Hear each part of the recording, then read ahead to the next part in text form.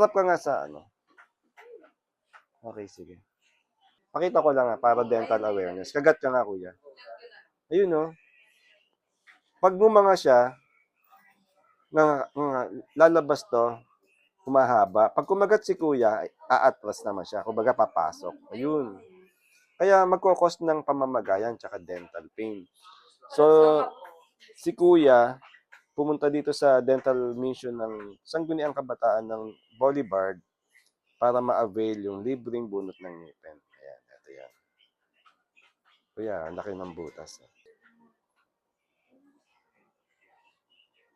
Ito na. Ito na. Maiksi lang. Cotton. Kagat ka, kuya. Okay, get well, kuya, ha. Pagaling ka.